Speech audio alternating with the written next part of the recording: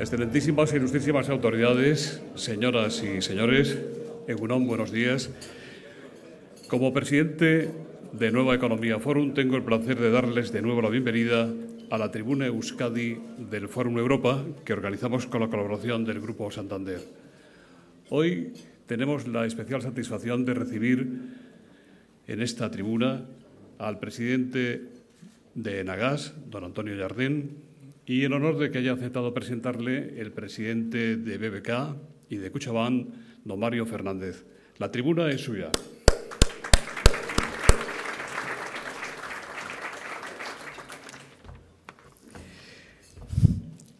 Como debe hacer cualquier buen presentador, voy a ser particularmente breve porque me temo que lo que les interesa a ustedes es escuchar las opiniones del señor Jardén y no las mías. Jardén, como ustedes conocen, es presidente de Enagás. Tengo que decir que para BBK primero, Kutxabank ahora, es una satisfacción ser accionista de Enagás con el 5% del capital. Estamos encantados de la gestión que realiza, por la que ya he tenido ocasiones reiteradas de felicitarle y, desde luego, nosotros entendemos que es una participación estratégica que nos sería interesante mantener y seguir colaborando con Enagás. Además, la colaboración con Enagás, como diré a continuación de manera muy breve, porque estoy seguro que lo va a explicar él con más detalle, tiene otra virtualidad que, desde el punto de vista de Kutxabank, naturalmente tiene la relevancia que merece. Y es que, además, Enagás, bajo la presidencia del señor Jardén, es un destacado inversor en la comunidad autónoma del País Vasco. El señor Jardén es ingeniero industrial, ha dedicado toda su vida al tema de las infraestructuras y energía. Probablemente su carrera profesional se ha realizado de manera fundamental en el grupo Gas Natural Repsol. Pertenece o es presidente de un montón de organismos de ámbito sectorial, tanto a nivel del Estado español como a nivel europeo e internacional. Como les decía, me interesa destacar sobre todo, además de nuestra satisfacción como accionista, que quiero reiterarla, me interesa destacar la vertiente inversora de Enagás en la Comunidad Autónoma de Euskadi. Como saben ustedes probablemente, hace no mucho tiempo, Enagás tomó una participación del 40% en la planta de regasificación de BBG, que es una inversión estratégica desde el punto de vista de la solución energética de Euskadi. Es, de hecho, el primer accionista. En este momento está en trámite la construcción del tercer tanque, que ampliará de manera destacada su capacidad. Pero a la vez también Enagás ha invertido en transporte de gas, a través de la red de Naturgas en transporte, en colaboración también con el EVE. Es, de hecho, el primer accionista, tiene el 90%, se está preocupando también de un tema vital que ha sido objeto de tratamiento, que no de solución, como consecuencia de lo que ocurre al otro lado de la Muga, que es el tema de la conexión internacional a través de Biriatú. Es también titular del 100% del almacenamiento subterráneo de Gaviota, como saben ustedes, prácticamente enfrente de Bermeo, y ha sido, junto con BBK y el Ente Vasco de la Energía, uno de los promotores de una iniciativa novedosa y que, además, creo que reviste un gran interés para este país, y es la constitución de un hub gasístico. En la sociedad promotora del hub gasístico, que se constituyó por el EVE, Enagás y BBK desde el momento inicial, es decir, cuando estábamos simplemente analizando la conveniencia y con quién tendríamos que constituir este hub gasista, que tendría por objeto constituirse en el hub gasista de referencia del sur de Europa, no mediterráneo, del sur de Europa. El sur de Europa tiene también derecha e izquierda, como algunas otras cosas. Desde el primer momento nos apoyó. Y no solamente participó en esta sociedad promotora, que no era más que una sociedad simbólica, con objeto de tener un centro que elaborase el proyecto, que negociase con los socios que estuviesen interesados y su lanzamiento, sino que participa también de modo definitivo, de modo decisivo, en la sociedad hub, que se llama Bilbao Gas Hub, que tiene por objeto, como ustedes conocen, casar los precios del gas a corto plazo.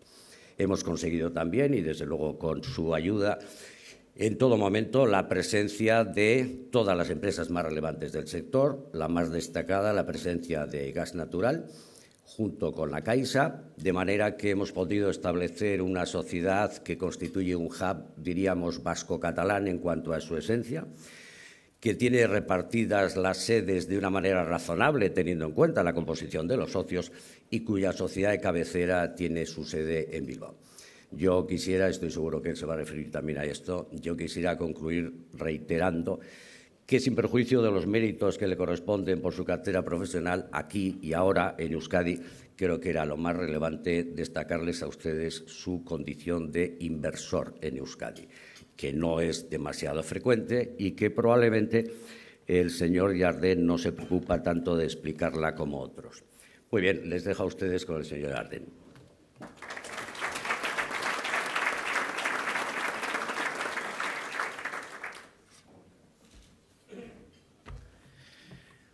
Buenos días a todos.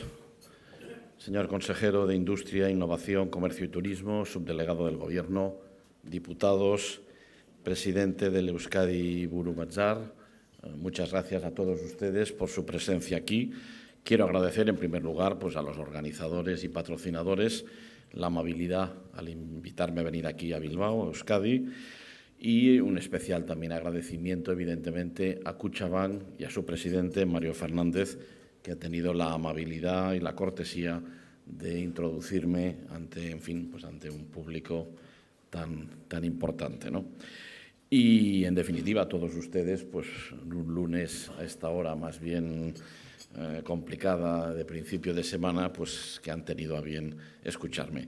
Voy a intentar, de acuerdo con lo que me han pedido los organizadores, hacer un pequeño panorama rápido, en 30 minutos, de dónde está el panorama energético mundial en este contexto de crisis, cómo ha afectado esto al sistema energético español y, en concreto, al sistema gasista, qué papel juega Enagás, estamos jugando en todo este terreno, cómo hemos afrontado la crisis como empresa cotizada y terminar con un detalle en profundidad de cuál es nuestra presencia en Euskadi, en el País Vasco. Voy ya directamente al tema. Bueno, el panorama energético en este momento en el mundo está en una situación un poco curiosa. Por una parte, hay un contexto de crisis económica, especialmente en el mundo occidental, pero también, en cierta manera, en el resto del mundo, y esto está afectando a la demanda a corto de energía, pero al mismo tiempo hay un convencimiento absolutamente general de todos los expertos de que el enorme desarrollo de lo que llamamos los países emergentes, que pueden llegar a representar las 5/6 partes de la humanidad en términos de volumen de habitantes, este desarrollo está llevando ya desde hace algunos años a una búsqueda de nuevas fuentes de energía, a asegurar los suministros, y esto sí que es un panorama que no solo es diferente del que podíamos tener hace unos años, sino que además va a marcar probablemente las próximas 2 o 3 décadas. Esto además se ha dado en un contexto en donde en todos los países, con algunos matices, los sistemas de energía renovable han tenido un enorme desarrollo, con grandes ventajas, pero también con algunas contradicciones. Normalmente, unos costes importantes si lo relacionamos con el coste medio de la energía convencional. Por otra parte, insisto, la demanda de energía va a crecer en los próximos años y, según la Agencia Internacional de la Energía, la única, llamémosle, subfuente energética que va a tener un crecimiento el más elevado es precisamente la demanda de gas natural. Dicho esto, elementos que han sucedido, eventos que hemos tenido en el último año y medio, la catástrofe de Fukushima, que ha afectado fuertemente a la percepción no solo de los expertos, sino del público en general sobre la utilización o no de la energía nuclear, con decisiones como las que hemos vivido en Europa de abandono de esta energía en unos determinados plazos por parte de países tan importantes como Alemania, Suiza o Bélgica. Esto, sin duda, es un elemento de reflexión al hablar del mix energético. La primavera árabe, que la tenemos muy cerca y a veces un poco olvidada, que ha supuesto cambios importantes en los regímenes políticos y en la estabilidad política, económica y social de todo lo que sería el norte de África y una parte de los países árabes, que son fuentes de energía, tanto de gas como de petróleo, y que, por lo tanto, hay que tenerlos en cuenta a la hora de hacer este análisis que estoy haciendo de forma evidentemente rápida y apresurada. Por último, y no lo menos importante, han aparecido, afortunadamente, fuentes no convencionales, por ejemplo, de suministro de gas natural, el shale gas. Incluso aquí, en el País Vasco, pues recientemente se ha comentado la posible existencia de yacimientos importantes. Esto también está cambiando el mundo de la energía. Estados Unidos, que era un país neto importador de gas, siempre que hablamos de Estados Unidos le añadimos Canadá en términos de suministro, pues se ha convertido en un país que en términos generales está ya equilibrado en cuanto a sus necesidades de demanda y que es posible incluso que se convierta en reexportador de gas. Bien, esto evidentemente es otro factor que puede influenciar en el futuro. En definitiva, nos encontramos en resumen como tres grandes corrientes: un incremento de demanda de energía con toda seguridad en la medida que el mundo emergente, que es el donde viven las 4 o las 5 sextas partes de la población del mundo, va a demandar más energía. Por lo tanto, una búsqueda, yo diría casi frenética, de fuentes de energía, de asegurarse esas fuentes de energía y al mismo tiempo lo que llamamos la seguridad de suministro, bueno, pues quizás con algunas incógnitas, no solo en Europa, sino en todo el mundo, fruto de la situación política que hay pues en otros países, incluso en el este de Europa. En España, bueno, en España tenemos una situación de crisis económica muy aguda. No voy a entrar en ella porque considero que ni es el objeto de mi conferencia ni soy yo la persona más adecuada, pero es evidente que estamos en este marco, en este contexto. La crisis nos afecta a todos. Algunas empresas, especialmente empresas cotizadas, después me referiré en detalle a lo que ha hecho Enagas, hemos resistido mejor quizás que otras partes del tejido industrial esta crisis, pero también nos afecta. Por poner un ejemplo, en nuestro caso, estamos manteniendo ratings de las famosas agencias de rating aún por encima del rating del Reino de España, pero cada vez que el rating del Reino de España baja, nosotros bajamos con él, aunque nos mantengamos por encima. Esta situación es insostenible a medio plazo para las compañías, porque los mercados se cierran y dificultan enormemente la financiación de nuevos proyectos e incluso el mantenimiento de todo tipo de proyectos. Por lo tanto, en este sentido, yo creo que quiero ser optimista. Veo como muy positivos los acuerdos que se han logrado este viernes sábado en la cumbre de la Unión Europea y espero, como esperamos todos, que en los próximos meses, no diré semanas, en los próximos meses, pues se vayan tomando, tanto por parte de la Unión Europea como por el Gobierno español, estoy convencido, todas aquellas medidas que nos van a ayudar a funcionar mejor. El sistema energético español, en una primera aproximación, es un sistema con grandes fortalezas. En un momento en que cunde un pesimismo general, por motivos obvios, creo que hay que saber resaltar las cosas buenas que tenemos y aquellas que no funcionan bien, señalar las medidas que podrían ser interesantes partiendo de esta posición de fortaleza. ¿Por qué tenemos un sistema energético que digo que es fuerte? Porque tenemos un mix diversificado en España que tiene todas las energías. Perdónenme, la sala hace que yo mire hacia adelante. Sé que hay mucha gente a mis dos lados. Si me muevo, se me va la voz del micrófono. Por lo tanto, no es que sea mal educado, pero estoy mirando constantemente a los señores fotógrafos que estarán contentos, me imagino. Aunque no sea yo muy presentable ni muy guapo, pero, en fin, voy a intentarlo. Y repito, pido perdón por no dirigirme a las personas. Tenemos un mix diversificado, tenemos energía nuclear, consumimos carbón, consumimos gas, tenemos una hidráulica muy importante y tenemos una enorme diversidad de fuentes energéticas renovables. Esto, en principio, es positivo. Tenemos unas compañías muy fuertes que han hecho un esfuerzo enorme de internacionalización. Aquí en el País Vasco, pues, por ejemplo, Iberdrola es evidente que es el ejemplo más claro. Somos líderes en energías renovables y en el caso concreto del sistema gasista hemos hecho un proceso de liberalización que es de los más importantes de Europa. En el sistema gasista, especialmente en lo que es el 90% del consumo, que es consumo industrial, hay una competencia, me atrevería a decir, como en pocos países de Europa, y, por lo tanto, creo que somos un sector competitivo y absolutamente moderno.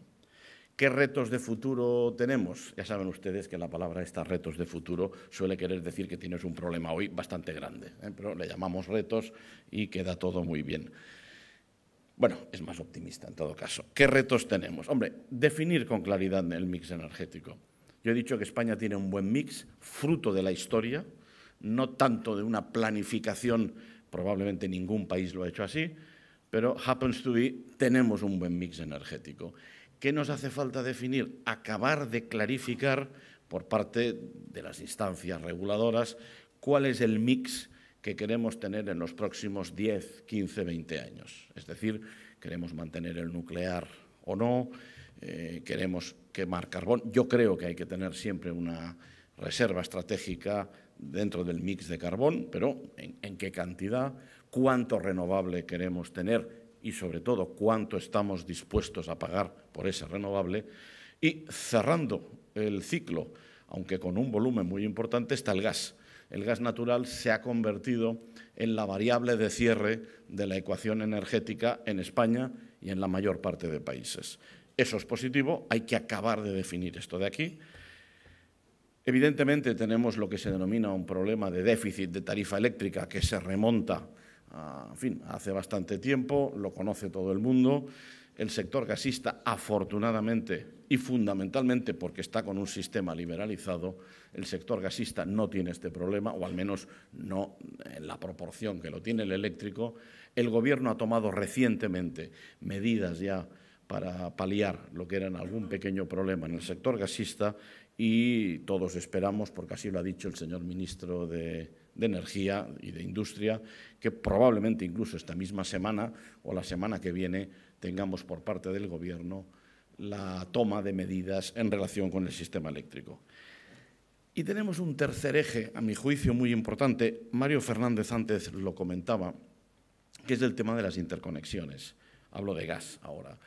España es un país que, por su situación excéntrica respecto de Europa y por no disponer de fuentes propias de energía, dejando aparte pues, el poco carbón que tenemos, fue un país que para recibir gas, hace exactamente ahora 42 años, se empezó a recibir gas por la planta de regasificación de Barcelona a través de buques metaneros. Esto fue el inicio del gas natural en España y tenemos en este momento, fruto de esta, llamémosle, discapacidad económica.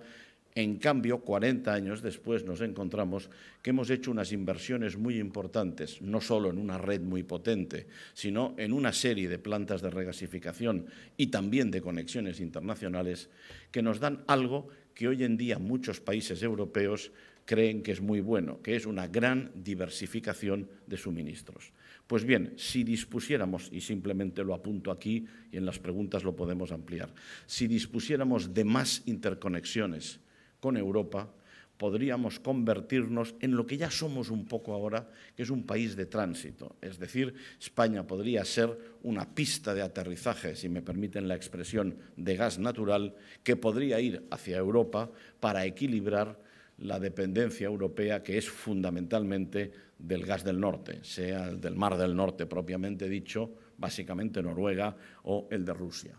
La Unión Europea esto lo ve muy claro, ha potenciado todo este tipo de cuestiones y Enagas, que estamos en este momento homologados como Transmission System Operator del sistema gasista español, al igual que otras empresas europeas, estamos obligados por la propia Unión Europea, y lo hacemos con gran interés, en trabajar en facilitar esta facilidad de que, entre otros, España puede ser un país que, recibiendo gas, pueda retransmitirlo o transportarlo hacia Europa. El sistema gasista español en concreto, bueno, estos 40 años de historia, que se dicen pronto, pero tampoco son tantos, bueno, pues nos ha dado una red de alta presión de la que somos responsables en Enagas, muy mallada, muy segura. Nuestra normativa nos obliga a, como mínimo, cualquier territorio importante del país que tenga al menos 2 fuentes diferentes de suministro. Por fuentes quiero entender o dos gasoductos de alta presión o una planta y un gasoducto, de forma que si hay un problema en uno de ellos, pues podamos actuar desde el otro.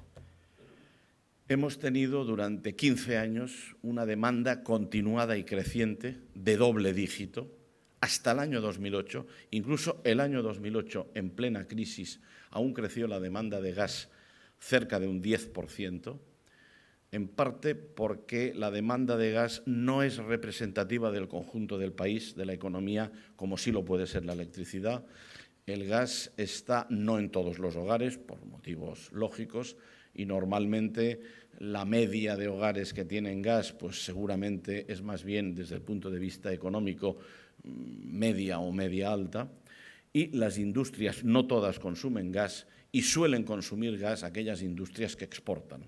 Por lo tanto, la demanda de gas aguantó bien en el 2008, bajó mucho en el 2009, se recuperó en el 2010, cuando parecía que se apuntaba al final de la crisis, el final o al menos una mejora, volvió a caer en el 2011, siguiendo más o menos el PIB, y en este momento nos encontramos con un fenómeno relativamente interesante, y es que si bien la demanda total este año 2012, estoy hablando ahora del conjunto de España, está flat, está prácticamente llana, ha bajado quizás el 1%, aunque es posible que se recupere en los próximos meses.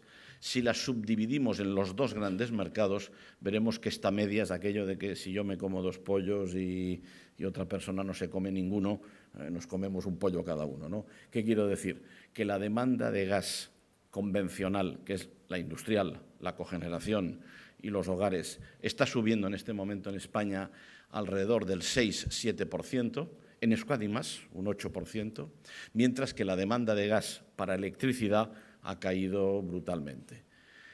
Hay una excepción, que es precisamente el País Vasco, aunque también, para ser honestos, estamos haciendo una comparación con los 4, 5, 6 primeros meses del año pasado, en que hubo, por razones técnicas, algunos paros en centrales de ciclo combinado que hacen que la comparación quizás no sea exacta.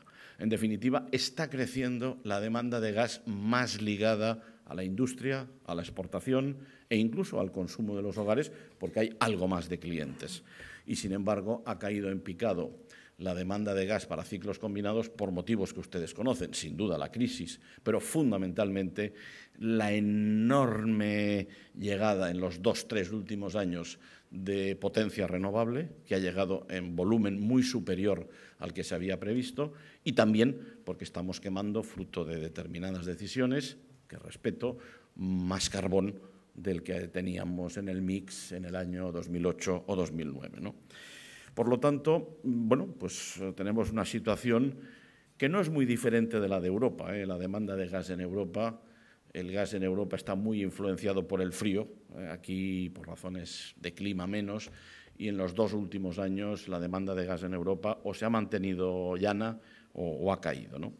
Tengo que hacer mención explícita a cómo los agentes del sector energético, los agentes empresariales, se han espabilado y, viendo que había menos gas en España del que habían pensado, prácticamente todas las grandes empresas que comercializan gas, que compran gas, que venden gas y que tienen clientes, están haciendo un enorme esfuerzo de, ¿cómo diría yo?, de diversificación de sus suministros. Han encontrado clientes en otros países y, por ejemplo, en Agas hemos descubierto, déjame decirlo entre comillas, que teníamos una nueva necesidad del mercado que no había sido prevista inicialmente, que es, por ejemplo, en las plantas de regasificación que estaban hechas solo para recibir gas para el país, estamos recargando buques otra vez, es decir, que viene un comercializador, descarga gas y ese mismo comercializador u otro comercializador te dice 2-3 días más tarde, por favor, mire, es que he encontrado un cliente, vamos a suponer en Japón, y recárgueme usted este buque metanero. Bueno, pues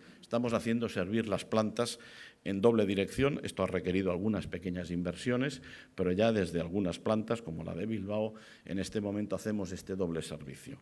Lo cual quiere decir que, bueno, pues que todas las empresas españolas energéticas, al menos en el sector gasista, yo diría que este es un sector que ha estado siempre muy ligado a la oferta real, al mercado. Es un sector que no tiene prácticamente precios de tarifa, es decir, que existe un mercado, un precio de mercado que lo marca la demanda, y yo creo que estamos bastante acostumbrados a quejarnos poco y a trabajar e intentar que las cosas funcionen. Enagas, bueno, ¿qué hemos hecho nosotros? Bueno, hemos hecho bastantes cosas. Si no lo digo yo, no lo va a decir nadie, entonces me permitirán que lo explique yo. En primer lugar, por obligación legal, nos hemos adaptado. España se adaptó ya desde hace más de 10 años a la primera Directiva Europea de Gas y somos una empresa que fue legalmente obligada a desgajarse de lo que era el incumbent, el principal operador, que era el grupo Gas Natural Repsol, que poseía en aquel momento el 100% de la compañía. Este ha sido un proceso que han seguido la mayor parte de países europeos, no todos. La Unión Europea dio dos vías, una vía, llamémosle, de fast track, que consideró que era la buena, que era el unbundling, que es esta separación, y otra, pues que, en fin, la hicieron Alemania y Francia. Siempre hay pequeñas diferencias en el mundo que hay que saber aguantar con humildad y que entonces permitió a las empresas verticalmente integradas mantener su parte de transporte sometida a una serie de condicionamientos ciertamente cada vez más exigentes, ¿no? En este sentido, nosotros somos una empresa que en estos momentos estamos totalmente independiente de cualquier grupo energético, que es la obligación que tenemos ante la Unión Europea. Por eso somos lo que se denomina un Transmission System Operator. Cotizamos en bolsa, tenemos un free float muy elevado para lo que es la media del IBEX, tenemos un 75% de free float, con un IBEX que debe tener una media de 45. Tenemos una serie de accionistas institucionales, entre los que efectivamente quiero destacar la presencia histórica de BBK primero y de Kutxabank después, sin la cual probablemente pues no hubiéramos podido realizar ciertas actividades como han sido, por ejemplo, las inversiones en el País Vasco. Tenemos una presencia de accionariado extranjero muy importante. En este momento debe ser superior al 65% del total de la compañía. También es un dato muy importante del IBEX en comparación con la media. Esto quiere decir que en momentos de fortísima crisis económica hemos sido capaces de atraer capital extranjero a este país y mantenerse. Esto yo creo que es positivo para Enagas, es positivo para todos y, en definitiva, seguimos siendo una empresa española porque tenemos la sede aquí, porque la dirigimos desde aquí y porque los reguladores son españoles y europeos. Por lo tanto, no hay que tener miedo, al contrario, de tener capital extranjero siempre que esto esté dentro de unas normas, como son el caso del sistema energético español, que permiten perfectamente cohonestar los intereses estrictamente económicos con los intereses del país. ¿Cómo hemos afrontado la crisis? Y voy ya muy rápido. Bueno, en primer lugar, lo que voy a decir no tiene mucho mérito, pero no todo el mundo lo hizo. Por lo tanto, déjenme que lo diga. Nosotros detectamos rápidamente que estábamos en una situación de crisis en el país y en general, y con el doble papel que tenemos de operador que invierte y mantiene las infraestructuras, pero también de gestor técnico del sistema, nos dirigimos honestamente al regulador hace ya casi 3 años y le hicimos un informe, que en aquel momento era confidencial, en donde nosotros mismos dijimos que en gas había una serie de inversiones que estaban previstas a realizar en el Plan Energético Nacional. Nosotros solo hacemos aquellas inversiones que el Plan Energético nos indica y en el momento en que se nos indica por parte del regulador. Las hacemos después a nuestro cargo, sin recibir ni un euro de subvención, pero solo podemos invertir, como debe ser, en aquello que el regulador entiende que es necesario. Pues hicimos un informe y le dijimos que a nuestro juicio había que retardar en el tiempo una serie de inversiones que no estaban iniciadas simplemente porque la demanda del sistema pasaba de crecer a doble dígito durante 10 o 15 años, probablemente a crecer mucho menos, a estancarse o incluso a caer. Esto lo hicimos y esto es lo que ha permitido que en el sector gasista, con algunos matices, no tengamos esta sobrecarga de inversión que a corto no se necesita, aunque probablemente a medio plazo la podamos utilizar. En segundo lugar, vimos venir el problema financiero. Las empresas energéticas dentro del mundo empresarial somos enormemente demandantes de capital, mucho más que cualquier otra compañía, e iniciamos un proceso que yo califico de prudente de desbancarización, es decir, de no tener que depender única y exclusivamente de la financiación bancaria clásica, que es la que en España tenemos. España y en Europa. Pensemos que en España y en Europa pues el 75% de las necesidades financieras de una empresa en términos medios vienen de la banca o de las cajas, y solo el 25% del mercado directo, cuando en Estados Unidos es justo al revés. 75% apelación directa a los mercados, solo 25% al mundo bancario. Nosotros en aquel momento dependíamos prácticamente al 100% del sistema financiero, porque era lo normal, y en 4 años hemos hecho un esfuerzo para equilibrar. En este momento tenemos, grosso modo, 1/3 de nuestra financiación que viene directamente de bancos y cajas, otro tercio que viene fundamentalmente del Banco Europeo de Inversiones y del ICO, y otro tercio que es ya apelación a los mercados directos. Esto nos ha permitido resistir la crisis desde el punto de vista financiero mucho mejor que otras compañías, en coste y en disponibilidad de liquidez. Hicimos también, esto es lo primero que hicimos, no se olviden que soy ingeniero y los ingenieros no sé si damos para mucho, pero para algunas cosas sí, y pusimos en marcha un plan de eficiencia y un plan de reducción de costes clásico, que es a ver si somos capaces de hacer lo mismo con menos coste, y tengo que decir que la compañía, el personal, ha respondido muy bien, y es el 80%, digámosle, de la explicación del beneficio que tenemos en este momento. Nuestros costes comparados con lo que eran hace 4 años no tienen nada que ver. Al mismo tiempo ha crecido la base de activos, no han crecido estos costes en la misma, en la misma proporción. Incluso hemos incrementado plantilla, cosa poco normal en estos momentos, y creo que esto nos ha permitido efectivamente afrontar la crisis en mejores condiciones. Como he dicho antes, hemos hecho alguna cosa que no habíamos previsto, la recarga de buques de GNL en las plantas, y, perdón, me pica la garganta. Esto es de que ayer, aceptando una amable invitación de un amigo, asistí a una fiesta popular en una ciudad del País Vasco y debo tener aún la garganta un poco irritada.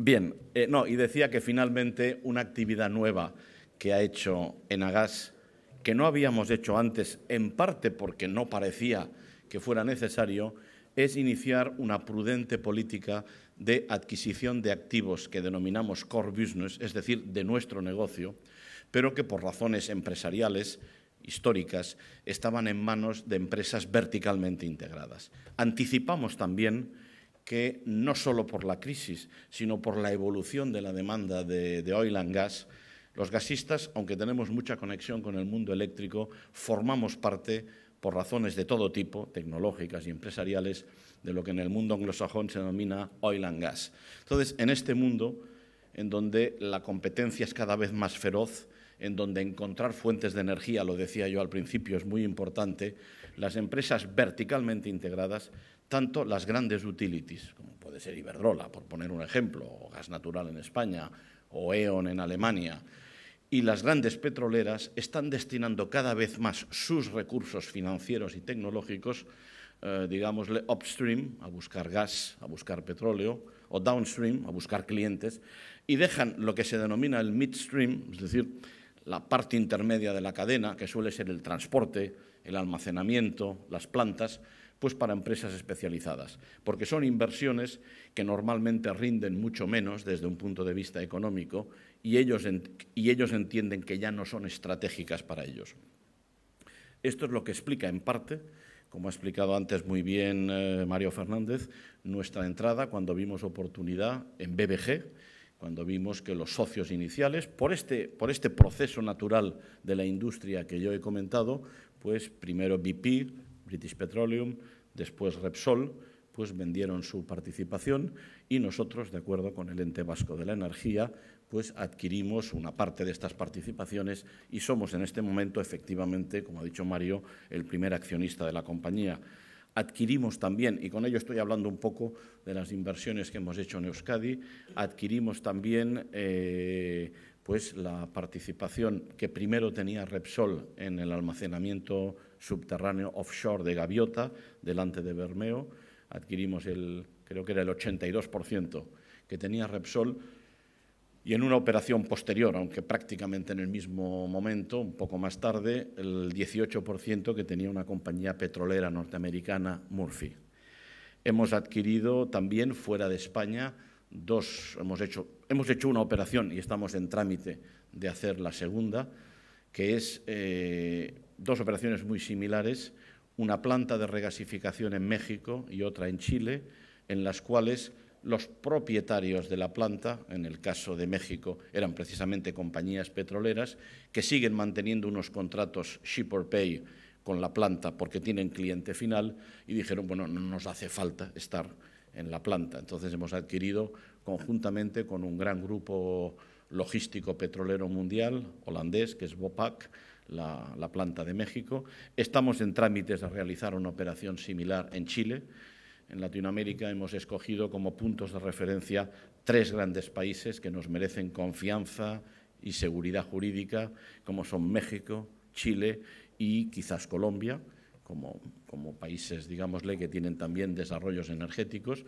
Hemos hecho en México también, en alianza con la empresa Elecnor, pues también unas pequeñas inversiones, bueno, pequeñas o no tan pequeñas, en gasoductos de alta presión, y esto lo hacemos siempre con una estricta disciplina financiera, es decir, tienen que ser activos core business, no nos estamos diversificando.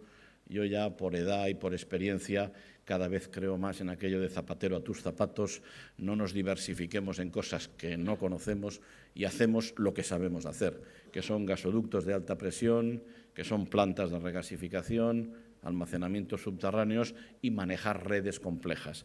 Y siempre en este papel de Transmission System Operator no compramos gas, no tenemos cliente final porque no nos lo permite la legislación europea. Y, por lo tanto, esta es la primera medida. La segunda es que, efectivamente, nuestros niveles de deuda sigan siendo los que definimos en su momento en nuestro plan estratégico y también, lógicamente, que tengan unos retornos pues, que sean correctos para los accionistas y que, al mismo tiempo, representen flujos de ingresos razonablemente regulares y recurrentes. ¿Por qué hemos empezado a hacer esto? Bueno, primero porque vimos que existía una oportunidad de mercado y después porque también anticipamos, en el caso concreto de España, que si nosotros nos limitábamos a mantener nuestro negocio 100% aquí, pues simplemente iríamos a menos. Y en una economía de mercado, una empresa que va a menos normalmente no sobrevive, por desgracia. Por lo tanto, salvo empresas que tengan un nicho de mercado muy bueno y que digan yo controlo esto y estoy bien, o compites o si no, pues llega fatalmente un momento que tienes que tomar medidas dolorosas. Por eso estamos con toda la prudencia manteniendo el centro de nuestra inversión, evidentemente en España, pero intentando exportar en la medida que podemos nuestro know-how. Termino diciendo que además de hacer esto, que es quizás la parte más importante, hemos tenido algunos encargos que son cualitativamente interesantes, aunque económicamente no representen una gran cantidad. Y es de que hemos visto cómo otros países nos encargaban, por ejemplo, la formación del personal de sus plantas de regasificación, por entender que éramos un punto de referencia mundial.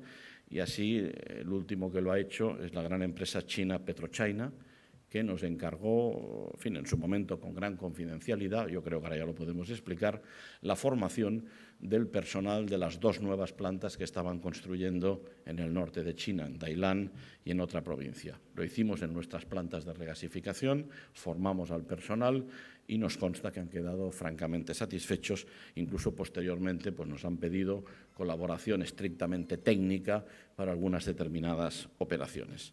Bien, como decía, en el País Vasco hemos hecho en los últimos 4 o 5 años una inversión, y ya voy terminando, de cerca de 300 millones de euros, incluso un poco más, 310, entre inversiones concretas en gasoductos y las adquisiciones a las que antes se ha referido Mario Fernández. En el caso concreto de la red de transportes de Naturgas, el matiz que tengo que hacer es que, fruto de la tercera directiva europea gasista, que fue aprobada por la Unión Europea el año pasado y que ha sido recientemente traspuesta por el nuevo Gobierno, hace ahora 3 meses. Fruto de esta disposición, la Unión Europea exige a las empresas verticalmente integradas que de alguna forma separen la gestión de transporte de alta presión, bien sea porque la vendan a una empresa homologada, bien sea porque, aunque continúen propietarios de ellos, de alguna forma la gestión esté asegurada por parte de un Transmission System Operator. En este sentido, tenemos unas conversaciones con Naturgas que, en el momento en que den resultados concretos, las comentaré. Comprendan que, por el momento, sobre este tema no puedo decir nada más. Bien, me quedaría decir, pues que lo ha explicado también Mario Fernández, que yo no sé si tendré que cederle la presidencia y porque lo ha explicado perfecto. Lo del hub gasista, mejor no lo puedo explicar. Nosotros, desde el primer momento, junto con el EVE y junto con BBK, efectivamente empezamos a reflexionar hace ya quizás 3 años, un poco más incluso, veo aquí la directora general que me lo recuerda, pues sobre la posibilidad, ligado, porque esto está estrechamente ligado al tema de conexiones internacionales, de que España pudiera ser un país de tránsito y, por lo tanto, además del gas que consumimos, pudiera por aquí circular más gas que pudiera ir hacia Europa y convertir, entre otras cosas, pues en un mercado secundario de gas en donde se marcan precios. Estamos en este empeño, en fin, con toda la modestia, no pretendemos ninguno de nosotros 3 accionistas iniciales controlar esto, simplemente queremos incorporar a todo el sector.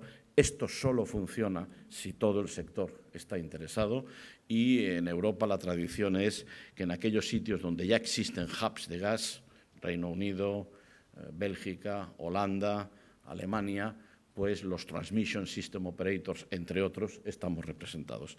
En este empeño estamos y terminar diciendo que efectivamente en el ámbito de Euskadi, pues dentro del plan de inversiones que tenemos previsto, se está desarrollando en este momento el tercer tanque de BBG. Está prevista en el momento oportuno una estación de compresión para el Euskadur, para la conexión con Francia, dentro de las actividades de transporte de alta presión que tiene actualmente Naturgas está el gasoducto Bilbao-Treto y, por descontado, está previsto, en el momento que el regulador lo estime necesario, la posible ampliación del almacenamiento subterráneo de Gaviota. Todo ello hace que el País Vasco es una de las rótulas más importantes del sistema gasista español, ibérico, diría yo, que si somos capaces, insisto, en tener estas interconexiones, pues podemos tener un papel muy importante de futuro. Termino ya, creo que estoy rozando el límite.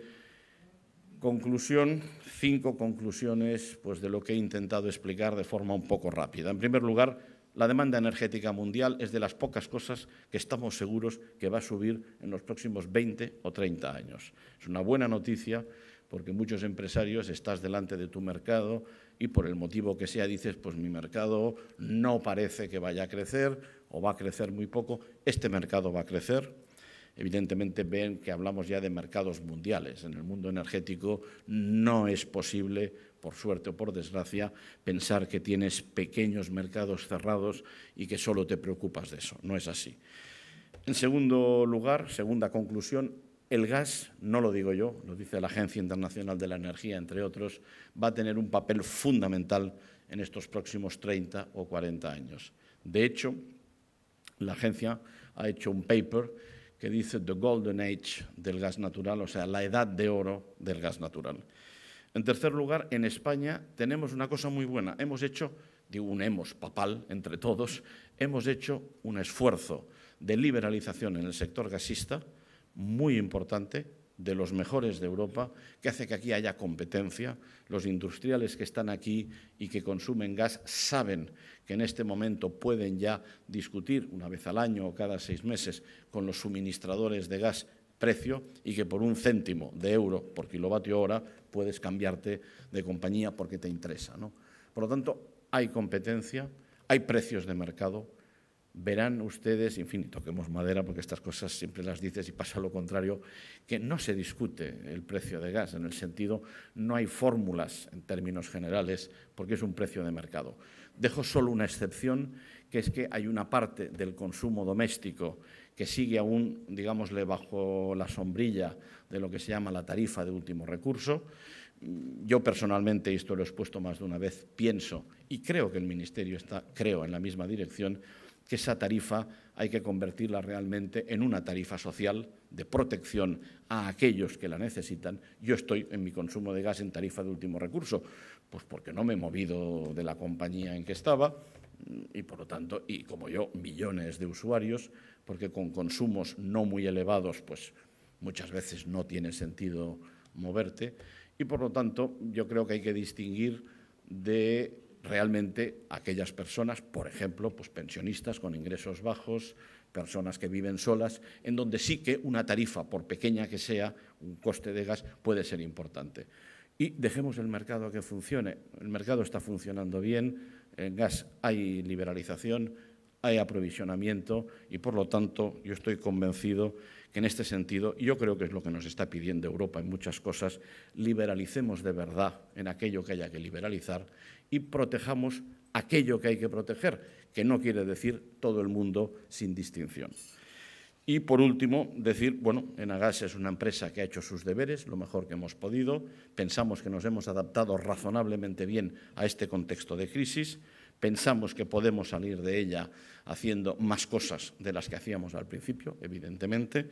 Nadie puede quedarse sentado diciendo, bueno, yo ya he hecho y ahora que el mundo me levante. No, tendremos que hacer un esfuerzo. Y, por último, quiero reiterar aquí nuestra apuesta decidida por mantenernos e invertir en Euskadi, ya que pensamos que esto es un aspecto fundamental. Y quiero terminar diciendo que todas las empresas del sector energético, no puedo hablar en nombre de ellas, pero sí las conozco todas, especialmente las gasistas, somos empresas que comprendemos perfectamente que en un momento de crisis hay que hacer un esfuerzo de eficiencia y de funcionamiento, porque, en definitiva, para que salgamos de la crisis, una de las claves es precisamente que el coste de la energía no sea un coste disuasorio para la competencia. Muchas gracias y espero atender a todas las preguntas que ustedes tengan a bien. Gracias.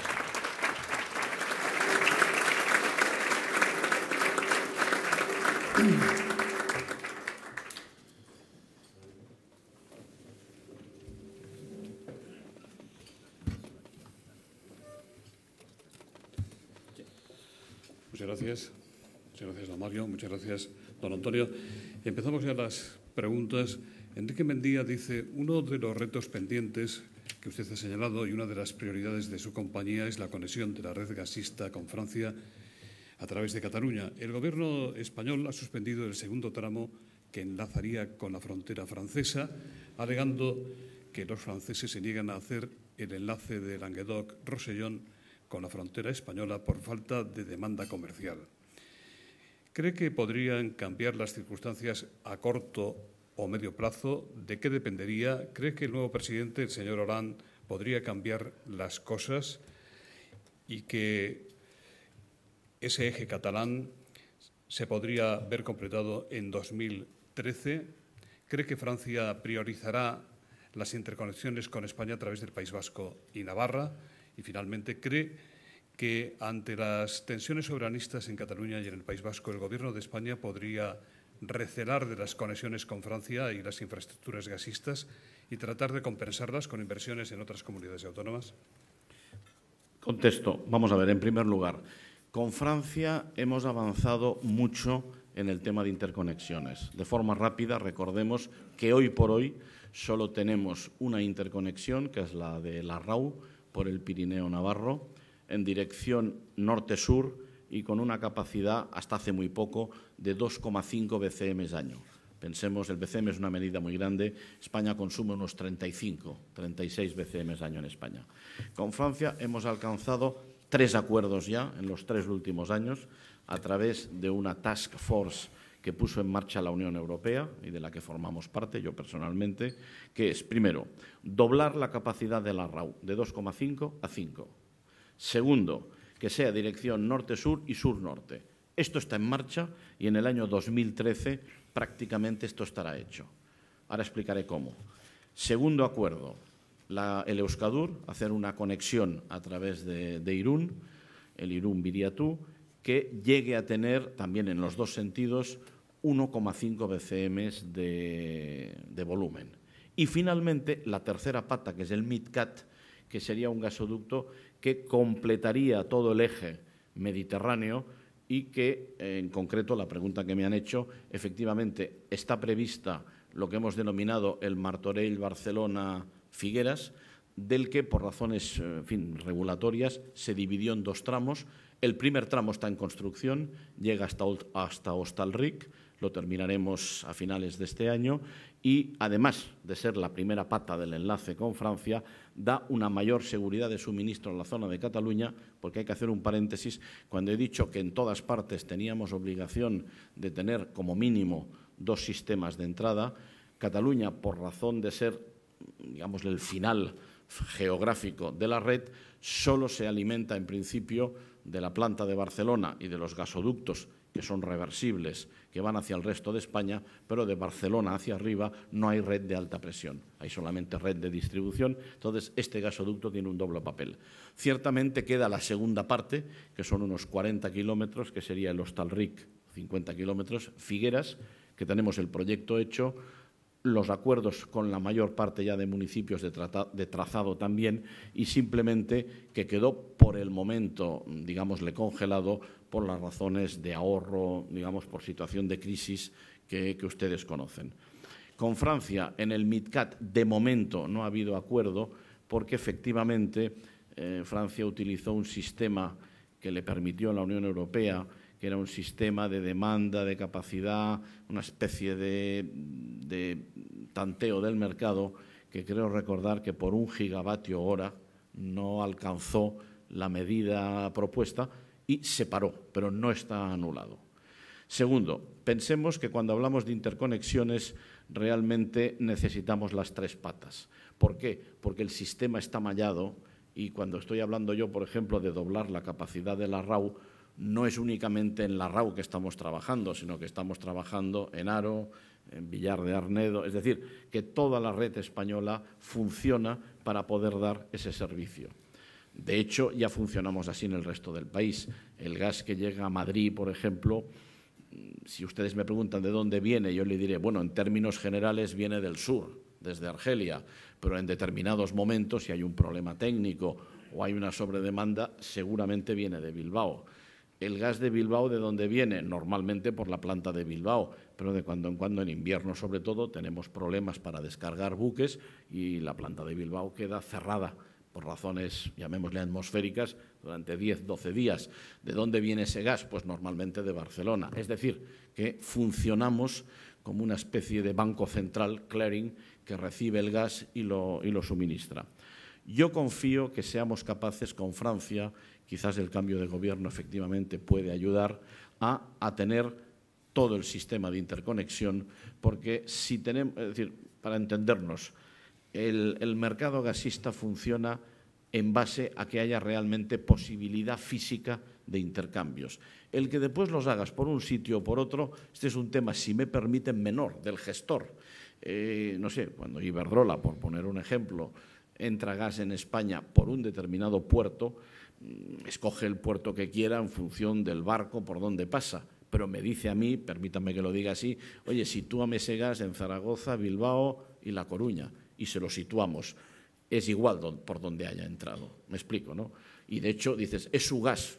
No lo sabemos, afortunadamente las moléculas de gas son todas iguales, con algún matiz, y por lo tanto lo que hacemos es después un sistema, por cierto, complejo, de acordar con cada suministrador, yo te puse tanto gas aquí, cuándo me das el gas y dónde me lo das y en qué condiciones, ¿no? Por lo tanto, yo soy razonablemente optimista en que podremos terminar con Francia con la ayuda de la Unión Europea. Este es un tema que no le preocupa solo a España, nos tiene que interesar a todos. Es un tema estratégico de que Europa, la Europa central, empezando por Alemania, no tenga que depender solo del gas ruso, que no es ni mejor ni peor.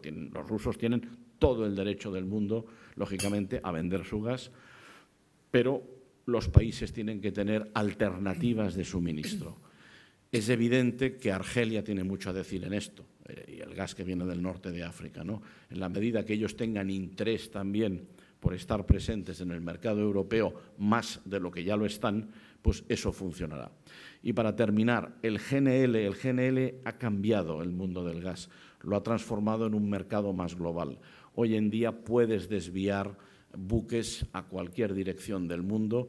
Esto crea precios spot, crea un segundo mercado y es la clave del funcionamiento. Por último, el tema de las tensiones políticas que puedan darse en el País Vasco o en Cataluña, si esto puede afectar a las inversiones en gas o a la política del Gobierno, no me corresponde a mí decirlo, pero honestamente pienso que no. Yo pienso que estamos en un contexto cada vez más de que lo que nos importa dentro cada uno de sus ideas políticas es estar en el mundo, estar en Europa, competir. Y hay que pensar que esto solo lo podremos hacer, entre otras cosas, en el mundo de gas, si tenemos más capacidad de interconexión. Me agradecería, si es posible, una mayor brevedad. Tenemos todavía muchas preguntas. Sí. Amparo Contreras dice, ¿qué sabe usted y qué puede decirnos de la reforma energética que prepara el Gobierno de España? ¿Qué problemas y objetivos debería cubrir y solucionar esta reforma, en particular desde la perspectiva del sector gasista? ¿Cree que cambiará el mix energético?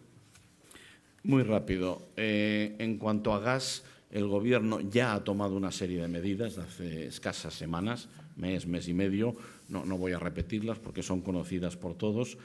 Pensamos, y yo creo que esta es la opinión también, creo, del Gobierno, que ahora lo que hay que abordar es el problema de fondo, que es el problema del déficit de tarifa eléctrico, que yo ahora no me voy a alargar a explicarlo porque yo creo que todo el mundo lo conoce, y por la información que yo tengo, que de todas formas pues, es una información fundamentalmente por los medios de comunicación, pensamos pues, que el Gobierno está preparando un conjunto de medidas de largo alcance para atajar primero y resolver después este problema, que es, yo diría, el problema más importante que tiene el país.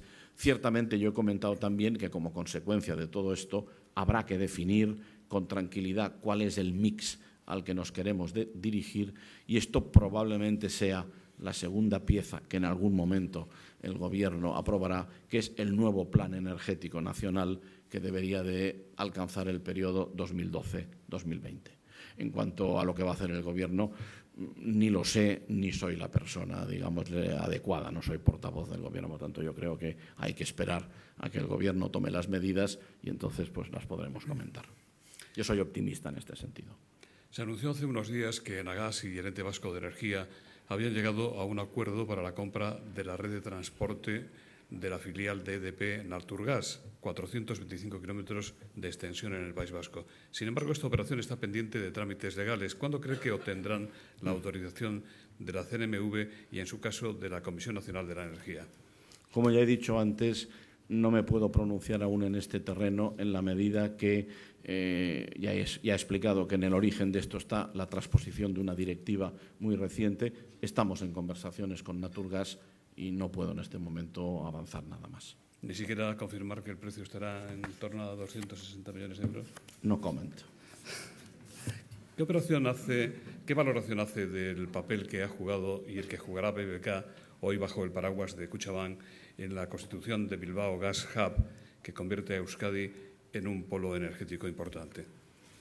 Para nosotros, BBK, o si quieren Kutxabank, es ante todo un socio institucional de la compañía, un socio además pues, con interés en la compañía y que además en este proyecto concreto ha jugado y está jugando un papel junto con el Ente Vasco de la Energía que nos ayuda, yo diría, a animar a todos los agentes del sector a estar presente. Creo que es un papel fundamental. Si me permite, le haré una pregunta dirigida a don Mario Fernández por Francisco López Arenas. Dice, ha dicho usted en su presentación que Kutxabank tiene el propósito de mantener su participación en Enagás. ¿Estaría dispuesto a considerar un aumento de esa participación comprando, por ejemplo, los paquetes de otros accionistas, las otras cajas presentes ahora en Enagás? ¿Qué valor estratégico da usted a la constitución de Bilbao Gas Hub, en la que incluso podría participar la Caixa a través de Criteria? ¿Seguirá Kutxabank manteniendo sus porcentajes de participación en las otras compañías energéticas españolas o reorganizará la BBK o Kutxabank su cartera? Pues teniendo en cuenta que estoy aquí de paso, no son más que 10 o 12 preguntas, ¿no? Me parece que quien tiene que tener el protagonismo es mi amigo Antonio Jardín. No obstante, pues por aquello de la educación haré alguna reflexión muy genérica. Primero, en cuanto a Enagas, para nosotros es una participación estratégica, pero no podemos pasar del 5%, aunque quisiéramos, como bien sabe el señor Jardín, con lo cual no es necesario que anticipe cuál es mi criterio, porque ya nos lo han resuelto con carácter previo, ¿no? Como usted conoce, y simplemente voy a hacer una referencia genérica, nosotros estamos revisando la cartera de participaciones industriales desde dos puntos de vista. En primer lugar, desde el punto de vista del músculo financiero que es necesario tener para mantener una cartera de participaciones de un determinado importe. Y, en segundo lugar, a la vista de los cambios regulatorios que se adivinan con Basilea III, donde la cartera de participadas se encuentra seriamente penalizada. Esto es lo único que puedo decir ahora. Estamos en un proceso de reflexión estratégica sobre la cartera de participadas. Pues volvemos a don Antonio. Muchas gracias, don Mario. Carlos Damborenea dice, ¿podría explicarnos algo más del acuerdo con el ECNOR para la entrada mitad por mitad en la empresa adjudicataria de la construcción y explotación del gasoducto Morelos en México, a la que ya se ha referido usted? Bueno, aquí está también el presidente del ECNOR, que podría hacerlo. Hemos publicado recientemente, la semana pasada, una nota formal dirigida a la CNMV en la cual explicamos esta operación. Fundamentalmente se trata de México en este momento está en un proceso de enorme crecimiento de su infraestructura gasista y petrolera. Nosotros estamos en el tema gasista. Por otra parte, por motivos también de todos conocidos, la empresa fundamental mexicana que produce el gas, que es Pemex, ha tomado la opción, con algunos matices, de centrarse en el upstream y, por lo tanto, está facilitando la propia legislación de liberalización de México en lo que es la construcción y mantenimiento de redes de alta presión gasista, la aparición de inversores nacionales o extranjeros, pero que aporten experiencia. Es lo que hemos hecho con unos acuerdos que establecimos en su momento con el ECNOR y estamos en la construcción de este importante gasoducto. Me remito un poco a la nota de prensa que da todos los datos técnicos y económicos. ¿Cree usted que la venta de la participación por el Estado español en Enagas está en los planes de privatización del Gobierno del PP? En ese caso, ¿cree que estarían interesados en comprar algunos de los actuales accionistas de Enagas, como Oman? Contesto, en primer lugar, recordar, lo ha explicado ahora muy bien Mario Fernández, presidente de Kutxabank, que la legislación española, en el caso concreto de Enagas, por ser un Transmission System Operator, impide que ningún accionista tenga más del 5%. Por lo tanto, esta es una primera limitación. La segunda, y aprovecho quizás por hacer referencia a una noticia que he visto, creo que era en elmundo.es, en donde hablaba que State Grid, una empresa china, ha mostrado interés por comprar, en concreto, la red de Enagas. Habría que hacer dos matices. El primero es es decir, que ninguna empresa puede tener más del 5%. En concreto, la SEPI tiene un 5% sobre si quiere vender o no. Lógicamente, esto es el Gobierno en que en su momento podrá decidir. Segundo matiz es que con la historia de Enagas, en nuestra historia, ya tenemos experiencia positiva, afortunadamente, de que en algún momento accionistas institucionales que antes estaban en la compañía vendieron sus participaciones del 5%, motivados pues, por temas de obligación legal, etcétera, y nunca hemos tenido ningún problema. Es decir, la empresa tiene un buen nombre en el mercado internacional y es por eso que en este momento tenemos un 65, casi 70% de accionistas extranjeros. Hace 5 años y medio, teníamos un 37%. Por lo tanto, si en algún momento algún accionista tiene que vender su participación, pues la venderá en el mercado sin ningún tipo de problemas. En el caso concreto de la SEPI, no soy yo quien desconozco si el Gobierno en algún momento querrá, en fin, vender participaciones o no. Estamos, en todo caso, muy contentos teniendo la SEPI dentro de nuestro accionariado. Por último, y volviendo al tema de esta noticia en el caso de China, nosotros siempre daremos la bienvenida a accionistas institucionales o no institucionales. Institucional es el que compra un paquete del 5, el que no es institucional es el que compra acciones de la compañía. Yo tengo con mi dinero y con el de mi mujer, que compartimos los dos, acciones de la compañía compradas con nuestros ahorros, ¿no? Accionista institucional es el que tiene el 5.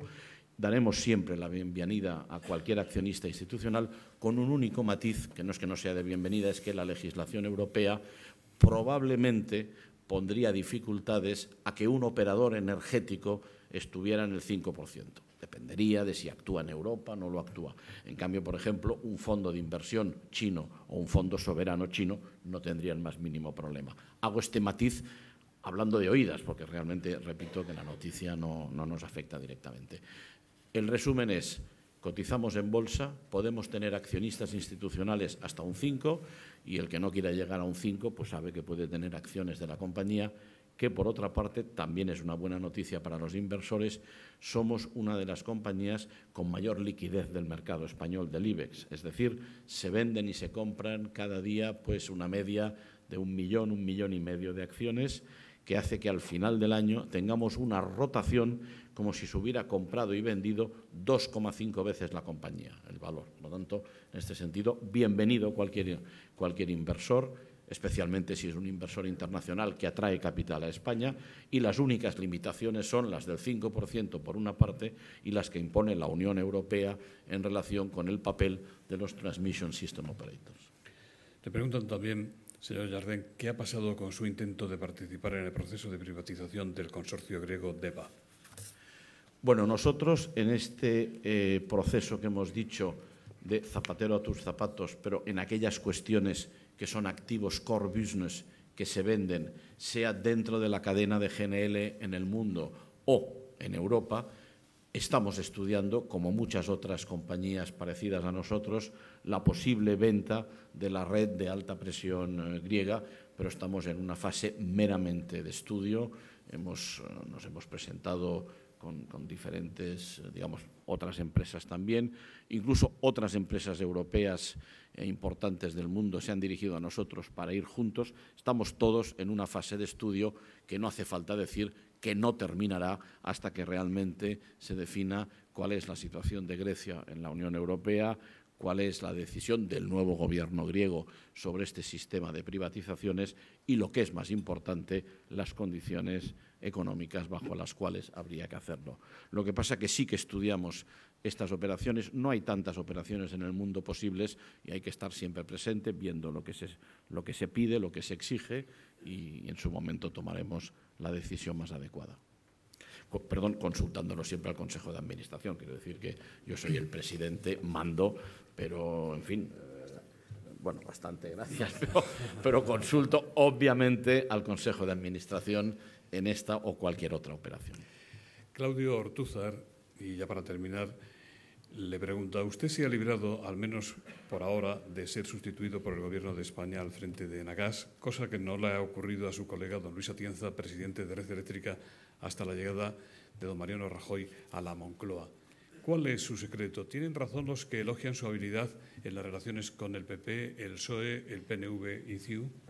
Vamos a ver. En primer lugar, yo fui nombrado por el Consejo de Administración de la compañía y seré cesado el día que el Consejo de Administración de la compañía decida sustituirme, como cualquier empresa. Segundo, nosotros no somos una empresa pública, somos una empresa que cotiza en bolsa, privada, que tiene una participación del Gobierno del 5%. Tercero, hemos mantenido, yo personalmente como presidente, una excelente relación con todos los accionistas, y si un día me retiran la confianza, pues lógicamente yo sé lo que tengo que hacer y mientras no me la retiren estaré aquí. Y cuarto, yo terminé mi carrera hace casi 40 años. Llevo 40 años trabajando fundamentalmente en el mundo de empresa, muchos años en el mundo de infraestructura, y por lo tanto creo que si yo soy presidente o no de una compañía no es por especiales favores políticos de nadie. Y tengo que terminar diciendo que tengo evidentemente con el Gobierno de España en este momento pues la relación excelente que tiene que tener todo presidente de una empresa cotizada que defiende los intereses de sus empleados, de sus accionistas y que realiza un papel fundamental. Yo nunca le he preguntado ni a mis directivos ni a mis empleados a quién votan, o no estoy con unos socios en función de quién sea, ¿no? Pues muchas gracias, don Antonio. Muchas gracias, don Mario, por hacer la presentación. Don Anchón Lanfus, en nombre del Grupo Santander, va a despedir el acto. Gracias, José Luis. Antonio Yarden, Mario Fernández, autoridades, empresarios, amigas y amigos. Para Banco Santander, a quien represento en este acto como patrocinador y colaborador habitual desde hace años en nuestros encuentros de Nueva Economía Forum, es una satisfacción haber sido invitado para hacer la despedida a la conferencia de Antonio Yarden, presidente de Nagas, que ha realizado una interesante panorámica del sector energético actual. Su presentador, Mario Fernández, al que agradecemos su presencia y participación en este foro, cuenta con una amplia y brillante experiencia profesional, tanto jurídica como política, y ahora como presidente de Kutxabank. Sus dos entidades participan con el Ente Vasco de Energía en la creación del primer hub gasístico español, importante proyecto para la estrategia energética de Euskadi. Ambos nos han acercado a la realidad del nuevo proyecto en un momento que escasean los nuevos proyectos en la complicada coyuntura actual. Es importante destacar que en los momentos difíciles de la economía es cuando es importante generar nuevas iniciativas, por muy difícil que pueda parecer abordarlas. En Banco Santander lo sabemos y nuestro presidente, Emilio Botín, nos transmite con frecuencia que las dificultades generan no solo amenazas, sino también mejores oportunidades empresariales. Por ello, animamos a los empresarios de este país, cuyo coraje y tesón conocemos bien desde nuestro banco, a proseguir en sus proyectos que ayuden a potenciar nuestra economía. Banco Santander también participa desde su actividad financiera en el apoyo a las empresas con sus servicios. Somos líderes en Euskadi en financiación ICO y nuestro plan Export acompaña a las empresas vascas en el hoy necesario reto de salida al exterior. También apoyamos la promoción de iniciativas que busquen la reflexión y propicien los espacios de diálogo, por lo que quiero agradecer a Nueva Economía Forum por su capacidad de convocatoria, su perfecta organización y el alto nivel logrado para los debates planteados en esta tribuna de Euskadi semana tras semana. Gracias al conferenciante por su interesante disertación, a todos los asistentes por su presencia y por habernos invitado a compartir este acto con ustedes. Buenos días.